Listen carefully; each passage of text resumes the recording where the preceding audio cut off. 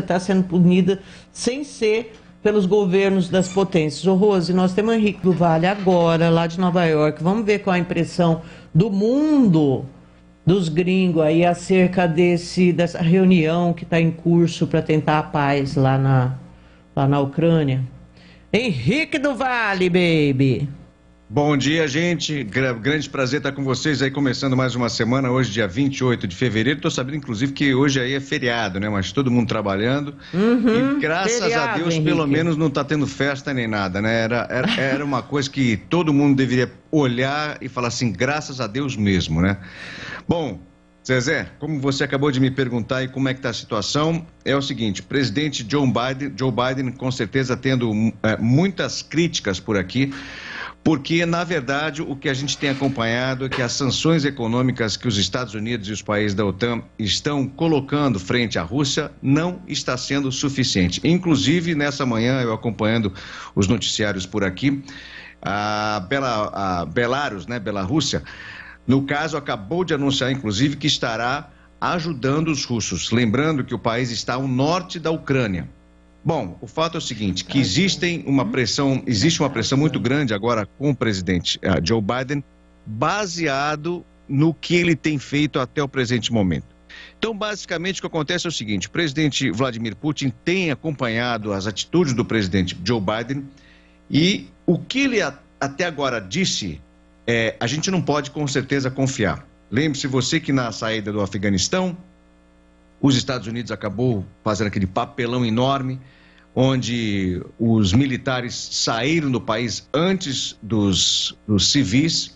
Ele observou isso, viu que, na verdade, o presidente Joe Biden não está tendo punho suficiente para determinar uma série de coisas com relação a eventos internacionais e, baseado nesse tipo de comportamento do presidente Biden, ele tem feito o que tem feito. A ex-embaixadora da ONU, por exemplo, esteve em recente entrevista e disse que condenou, inclusive, o presidente Biden de não colocar mais sanções rigorosas, como, inclusive, fechar todas as empresas de gás e petróleo da Rússia. Lembrando que os Estados Unidos hoje importa cerca de 7% do gás russo. Lembrando que nós temos aqui uma reserva absurda de petróleo. Então, a grande crítica é que, no caso, os Estados Unidos deveriam abrir as reservas de petróleo, abastecer a Alemanha, que hoje depende 50% do gás da Rússia, e os países vizinhos ali da Alemanha. Lembrando que a principal fonte de renda dos russos hoje, com certeza, é o gás e o petróleo. Sim. Então, a ex-embaixadora Nikki Haley acabou dizendo que as sanções que estão sendo implementadas até o presente momento não são suficientes para fazer com que o Putin resolva cessar fogo. Então, a gente viu, inclusive, nesse último final de semana, que felizmente foi concordado que os principais bancos da Rússia não tenham acesso ao SWIFT. O que é o SWIFT? Toda vez que você for fazer a transferência bancária, por exemplo, se eu quiser comprar um produto de você aí no Brasil, eu tiver que mandar um dinheiro para você, eu sou obrigado a ter o número do SWIFT, que é o número que eu possa fazer a transferência bancária do meu banco aqui nos Estados Unidos para você aí no Brasil. Você sendo impedido de ter acesso a esse SWIFT, você não consegue mais receber nem enviar dinheiro. E isso foi justamente determinado nesse último final de semana. Isso está causando um desastre na conta dos principais bancos na Rússia. Lembrando que o valor da moeda russa despencou 20%. Agora, nesse último final de semana, antes já tinha despencado 40%, ou seja, o presidente Putin está agora tentando uma atitude de emergência, porque ele está sentindo que as sanções econômicas realmente vai ser muito fortes. Porém, mesmo com tudo isso, o presidente Biden ainda está sendo muito criticado aqui nos Estados Unidos.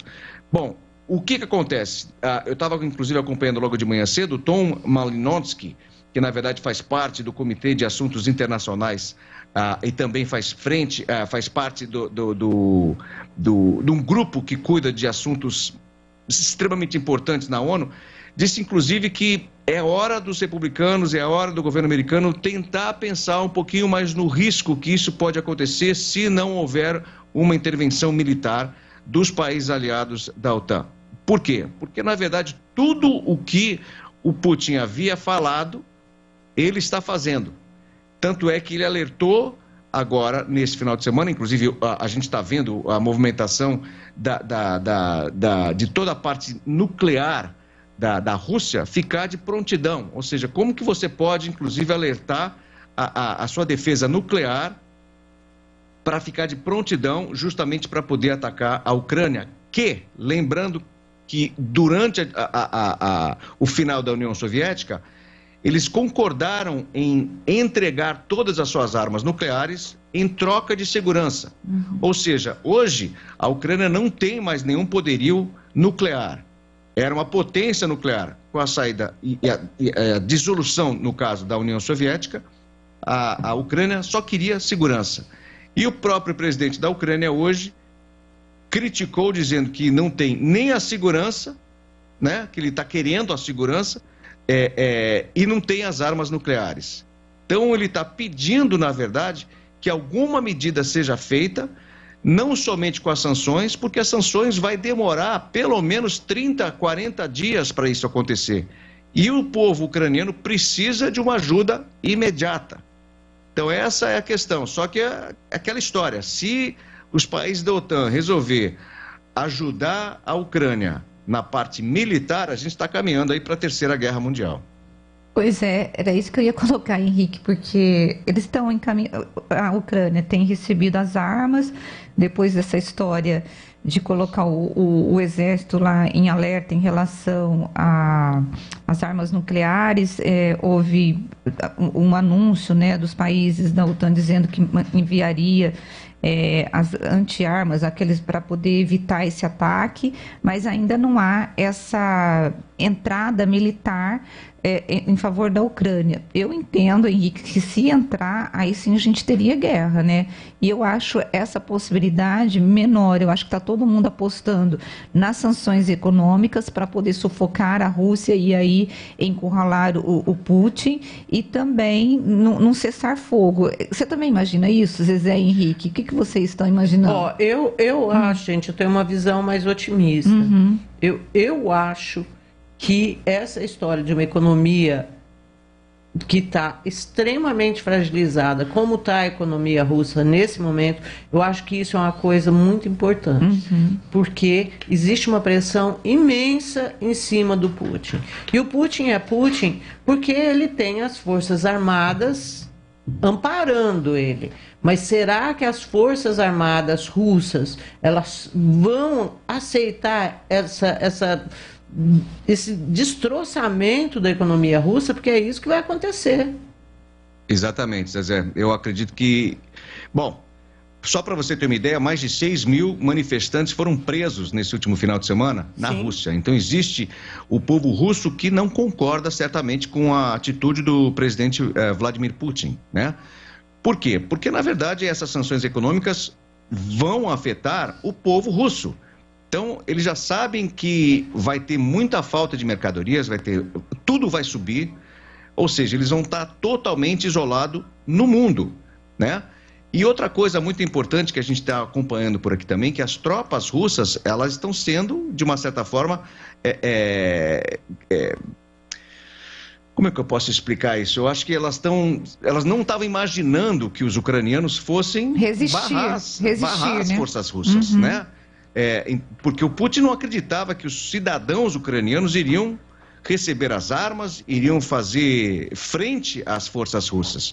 E outra coisa que é muito importante, que eu estava inclusive acompanhando nesse final de semana, é que os soldados russos talvez não estejam tão empolgados com essa história da Rússia ter invadido a Ucrânia, que a gente está vendo que esse ataque que deveria durar de 24 a 48 horas, já estamos no 5º dia, e a gente está acompanhando que os russos não estão conseguindo fazer o que deveria ter sido feito em 2 dias. Então existe Exatamente. De atacar um bairro residencial lá em Kiev. É muita... Exatamente. Muita sacanagem, né? Eles estão desesperados, né, Henrique? E o próprio Putin sabe que estender essa guerra, esse ataque por mais tempo, ele também vai ter problemas no sentido, vai aumentar o desgaste que ele já está sofrendo internacionalmente, ele vai ter baixas e uma coisa que estava se colocando, não sei se você viu, Henrique, a questão de que o próprio exército russo acabou achando que iria atacar e resolver essa duplicata, vamos assim dizer, em 48 horas, que não fez uma logística para abastecer os carros. Você chegou a ver isso também? Exatamente. Eles estão praticamente no país inteiro, mas não contava com essa força do povo ucraniano. Os tanques acabam entrando no país, mas não tem como abastecer esses tanques. Ou seja, a logística que foi feita de invadir o país foi uma logística feita pensando que o confronto fosse terminar em 2 dias, o que não está acontecendo. Né? Então, as imagens estão mostrando, inclusive, vários tanques parados nas ruas, mas, enfim, o fato é que ainda existe uma preocupação muito grande, porque, como eu falei, o Putin agora resolveu acionar o seu armamento nuclear. E a coisa mais triste que eu vi hoje de manhã cedo, inclusive com as principais imagens aqui de várias televisões, várias emissoras de televisão aqui nos Estados Unidos, foi justamente o fluxo de como a Zezé falou, inclusive, dos ucranianos indo para a Polônia, as mulheres carregando as crianças, entrando nos ônibus, aquele caos geral, porque as pessoas que não possuem crianças que querem sair do país estão sendo impedidas, porque a prioridade hoje é a saída do país de mulheres e crianças. Inclusive, eu tenho até uma história que é muito interessante. Um amigo meu mora na Ucrânia, casado com uma mulher da Ucrânia, ele é brasileiro, filho de 18 anos, nasceu na Ucrânia. Lembrando que o presidente Zelensky determinou que as pessoas, homens de 18 a 60 anos, não podem deixar o país porque eles vão ter que lutar na guerra.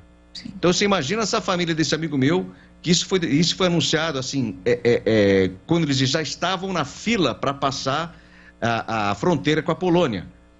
Felizmente, eles conseguiram passar a fronteira logo um pouquinho antes de ser anunciado isso.